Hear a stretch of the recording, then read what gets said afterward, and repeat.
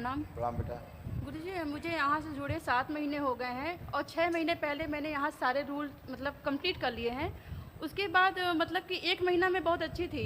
उसके बाद लगातार अमावस या शनिवार अटेंड करती हूँ तो लगातार पेशियाँ बहुत आती है और जो परिवार के लोग मरे रहते हैं वही हावी होके मुक्ति मांगते हैं। हर अमावस को कैसे होता है ये मतलब। रुद्राभिषेक किए थे? घर पे कर रही हूँ 4 कब? 4 साल में एक बार करती हूँ सावन में। उससे मतलब नहीं हमें। अच्छा। यहाँ दरबार में आने के बाद 3 रुद्राभिषेक किए? अभी नहीं। तो आज हमने आपको पुण्य दिया उसका, एक विष्णु सहस्रनाम के जप का पुण्य दिया, सभी को दिया। तो सारे सर्प दोष, सारे श्राप सब कटे। अब फाइनल है, आप अच्छे हो। गुरुजी इसीलिए हम ये दरबार ने कर दिया कि सबको दो पुण्य, दो दरबार की तरफ से दो।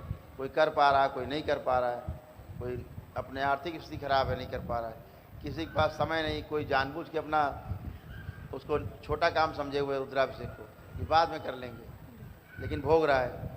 इसलिए दरबार ने तय किया कि सबको दे दो पुण्य, जो जब करेगा तब करेगा, उधारी पुण्य सबको दे दो। आज दे दिए गए। अब देखो आँख बंद करके, कुछ तुम्हें दिखाई सुनाई देता गंदी चीज़ें? देखिए, चेक करिए, जो आपको सब दिखता था उसको चेक करिए। नहीं दिखता, खत्म हो गया।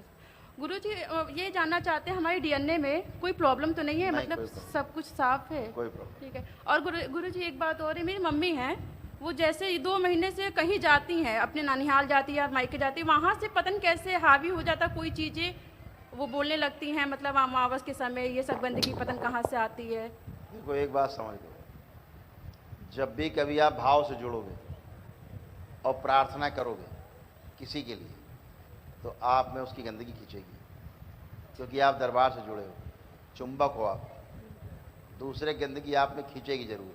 अगर आपने भावुक होकर के प्रार्थना की कि बाबा इन्हें भी ठीक कर दो, तो वो तो ठीक होगा, लेकिन उसकी गंदगी तुम में आ जाएगी, फिर तुमको टेढ़ा करेगी। और ये करती हैं महिलाएं, खूब भावुक होती हैं, करती हैं, कहीं अपनी माँ को करेंगी, अपनी कहीं बहन के लिए करेंगी, कहीं किसी के लिए करेंगी जरूर। इससे सतर्क रहना है। गुरु एक क्वेश्चन और है, जैसे जो मकान बना रहे हैं उसमें अखंड रामायण रख रहे हैं, तो उसके पहले हम एक हवन किट ले जाके उसमें हवन करना चाहते हैं, तो ये मतलब कर सकते हैं ना हम? बिल्कुल करना चाहिए, नियम भी यही है। ठीक है। जब भी कोई नया घर लेते हैं या नए घर में जाते हैं, चाहे किराए का ही क्यों ना हो, तो उसमें हवन जरूर करें। अच्छा ठीक है। ऐसा गुरुजी बस